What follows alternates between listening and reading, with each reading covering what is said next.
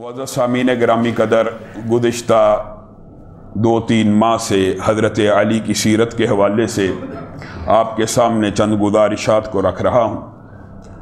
हज़रत अली की फ़काहत का बाब हमने शुरू किया था, इंशाअल्लाह इसका तफसीली जायज़ा लेंगे।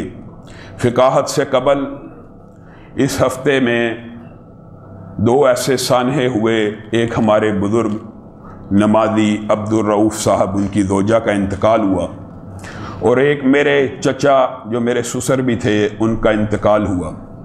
इस हवाले से सीरत अली के अंदर मैं हज़रत अली के अक़वाल जब पढ़ रहा था, वहाँ पे हज़रत अली का एक कौल नज़रों से गुज़रा। उन्होंने कहा, इंसान के लिए, मुसलमान के लिए सब्र की अहमियत ऐसे है ईमान के लिए और मुसलमान के लिए सब्र की अहमियत ऐसी है जैसे जिस्म के ऊपर सर की हैसियत। हज़रत अली के इस कौल के हवाले से चंद गुज़ारिशात को आपके सामने रखूँगा, फिर इंशाअल्लाह हज़रत अली की फ़काहत के बाब की तरफ बढ़ेंगे।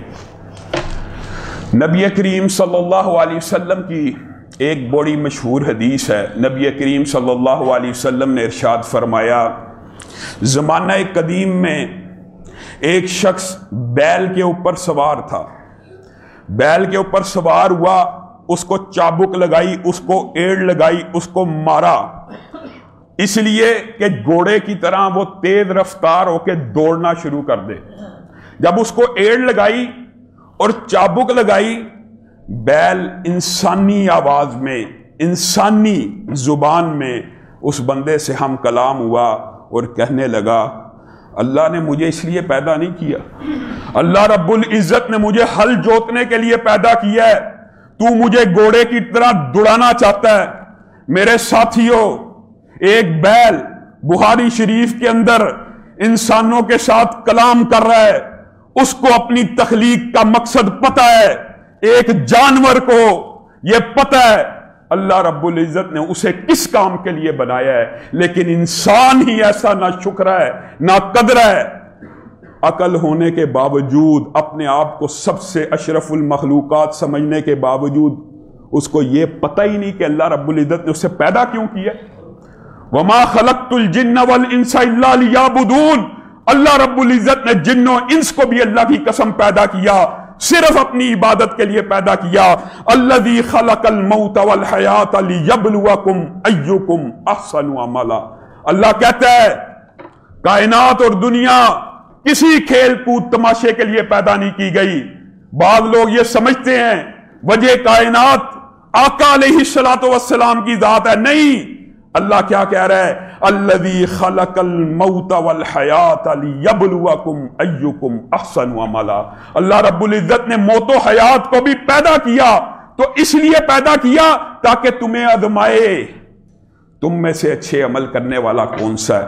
वजह तख्लीक़ कायनात अल्लाह ने कलाम हमीद में एक जगह बयान की है, 29वें पारे में। अगर ये अल्फाज हैं कि मौत व हयात की पैदाइश सिर्फ तेरी और मेरी आजमाइश के लिए है, तो 12वें पारे के शुरू में क्या आया था, जमीन व आसमान की पैदाइश 6 दिन के अंदर, वह काना अर्शुहु अलल मा, और उसका अर्श पानी में था। उसने जमीन व आसमान को भी तख्लीक किया, किसके लिए किया। जाइए कुरान उठाइए, तर्जमा पढ़िए, अपनी तरफ से नहीं कह रहा, लियब्लुवकुम अय्युकुम अहसनु अमला, ताकि वो जाने, ताकि वो जांचे तुम में से अच्छा अमल करने वाला कौन सा है। इसी पर बस नहीं है बैल की हदीस के ऊपर। और अगर तुम्हें यह हदीस अजीब लगती है, और लोगों को उस वक्त भी अजीब लगी थी, तो नबी करीम सल्लल्लाहु अलैहि वसल्लम ने क्या कहा था, मैं मोहम्मद सल्लल्लाहु अलैहि वसल्लम इसके ऊपर ईमान लेके आए, और साथ अबू बकर उमर बैठे भी नहीं है, मजलिस में मौजूद भी नहीं है, उनकी तरफ से गवाही दे रहे हैं। अबू बकर भी इस बात पे ईमान लाया कि बैल ने कलाम किया, उमर भी इस बात पे ईमान लाया कि बैल ने कलाम किया। यह इजाबत की बात है। तो सुनिए, मुस्नद अहमद में भी सही हदीस मौजूद है।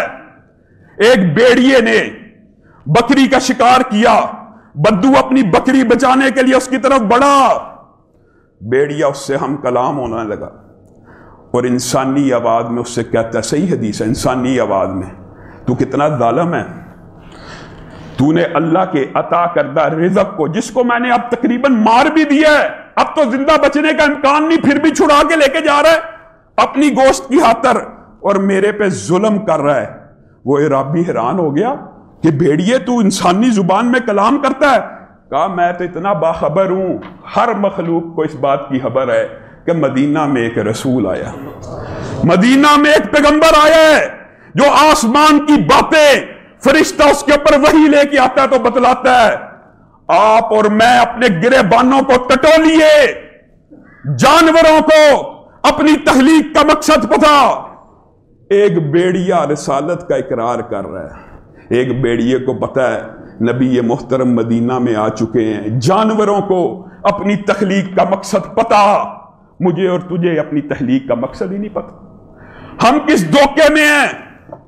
اور یہ بات بھی یاد رکھیے، مشکلات، غم، پریشانی، تقدیر کے ابواب، کوئی دنیا میں بندہ ایسا نہیں جو پریشانی سے محفوظ ہو، جو غم سے بالکل فارغ ہو۔ یہ ہو ہی نہیں سکتا کہ پریشانی کسی بندے کو آئی نہ، پوری زندگی بسر ہو جائے اس کے اوپر پریشانی اور غم کا کوئی لمحہ آیا ہی نہ ہو، یہ ممکن نہیں ہے۔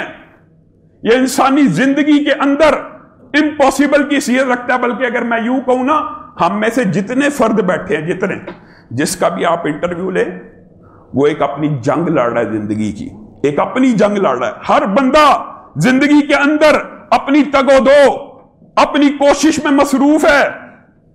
اسی زندگی کے اندر چلتے چلتے انسان سے اللہ تعالیٰ اور اللہ رب العزت نے کلام حمید میں خود کہا ہے اللہ آزمائے گا، کبھی اولاد لے کر، کبھی مال لے کر، کبھی غم دے کر، لیکن اس کے اوپر آپ کا اور میرا طرز عمل، اس بات کو مد نظر رکھتے ہوئے کہ اللہ نے ہمیں پیدا کیوں کیا، اس حقیقت کو مد نظر رکھتے ہوئے کیا ہونا چاہیے۔